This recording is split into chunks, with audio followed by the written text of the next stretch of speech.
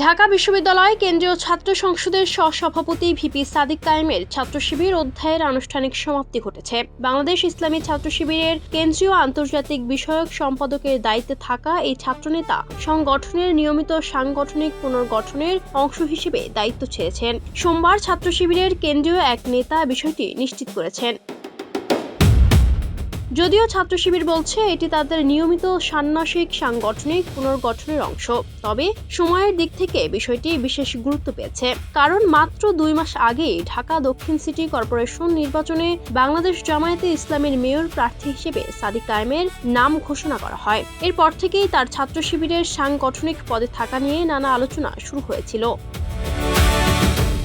গত 1 মে রাজধানীর কাকরাইলে institution of diploma engineers Bangladesh মিলনায়তনে আয়োজিত থানা ও বিভাগীয় দায়িত্বশীল সম্মেলনে জামায়াতের পক্ষ থেকে সাদিক কায়েমকে ঢাকা দক্ষিণ সিটি কর্পোরেশনের মেয়র প্রার্থী হিসেবে ঘোষণা করা হয়। ওই ঘোষণার পরপরই ছাত্র শিবিরের পক্ষ থেকে জানানো হয়েছিল সংগঠনের দায়িত্বে থেকে কোনো রাজনৈতিক দলের প্রার্থী হওয়ার সুযোগ নেই। ফলে রাজনৈতিক পর্যবেক্ষকদের অনেকেই তখন থেকেই ধারণা করেছিলেন শিগগিরই ছাত্র শিবিরের পক্ষ থেকে সরে দাঁড়াতে হতে পারে তাকে।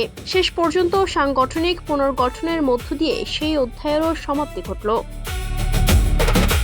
ছাত্র শিবিরের ঢাকা বিশ্ববিদ্যালয় শাখার সভাপতি এস.এম. ফরহাদ জানিয়েছেন, বর্তমান সেশনের ষান্মাসিক পুনর্গঠনে কেন্দ্রীয় পর্যায়ের মোট 9 জন সম্পাদকের সাংগঠনিক ছুটি হয়েছে। এর মধ্যে রয়েছেন কেন্দ্রীয় আন্তর্জাতিক বিষয়ক সম্পাদক সাদিক কায়েম। এছাড়া দায়িত্ব ছেড়েছেন কেন্দ্রীয় মিডিয়া সম্পাদক মুতাসিম বিল্লাহ শাহিদি, এইচআরডি সম্পাদক শরীফ মাহমুদ, ছাত্র অধিকার সম্পাদক Mohibur Rahman Muhib, planning and development সম্পাদক রিয়াজুল ইসলাম, ব্যবসায় শিক্ষা সম্পাদক নুরুল হুদা, পাঠাগার সম্পাদক আরাফাত হোসেন মিলন, বিতর্ক সম্পাদক হাবিবুর রহমান আরমান এবং দাওয়াহ সম্পাদক শাহিন আহমেদ। বর্তমানে সাদিক কায়েম ঢাকা বিশ্ববিদ্যালয় কেন্দ্রীয় ছাত্র সংসদের সহসভাপতি হিসেবে দায়িত্ব পালন করছেন। ছাত্র রাজনীতিতে তিনি আলোচনায় আসেন বিশেষ করে ছাত্র জনতার গণ অভ্যুত্থানের সময় সক্রিয় ভূমিকা রাখার মাধ্যমে।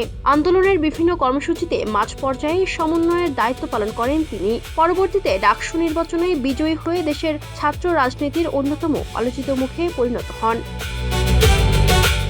সাদিক কায়েমের শিক্ষা জীবনের শুরু খাগড়াছড়ির বায়তুস শরফ জব্বারিয়ার আদর্শ মাদ্রাসায়। 2014 সালে সেখান থেকে দাখিল এবং 2016 সালে বায়তুস শরফ আদর্শ কামিল মাদ্রাসা থেকে আলিম পাশ করেন। এরপর ঢাকা বিশ্ববিদ্যালয়ের রাষ্ট্রবিজ্ঞান বিভাগে ভর্তি হয়ে স্নাতক ও স্নাতকোত্তর সম্পন্ন করেন।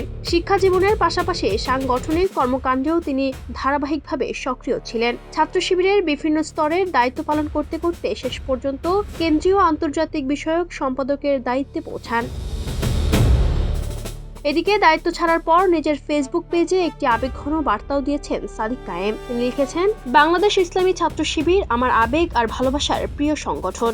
দেখতে দেখতে দীর্ঘ এক সোনালী অধ্যায়ের সমাপ্তি ঘটল। সংগঠনের স্বাভাবিক প্রক্রিয়ার অংশ হিসেবে আজ আমার আনুষ্ঠানিক ছুটি হয়েছে। ছাত্র শিবির থেকে বিদায়ের পর এখন রাজনৈতিক অঙ্গনে সাদিক কায়েমের পরবর্তী পথচলা কি হবে সেদিকে নজর রাজনৈতিক মহলের। বিশেষ করে জামায়াতের মেয়র প্রার্থী হিসেবে তার নাম ঘোষণার পর এই সাংগঠনিক পরিবর্তনকে অনেকেই তার রাজনৈতিক ক্যারিয়ারের নতুন অধ্যায়ের সূচনা হিসেবেই দেখছেন। Ayesha Akter Swarna, Campus Times.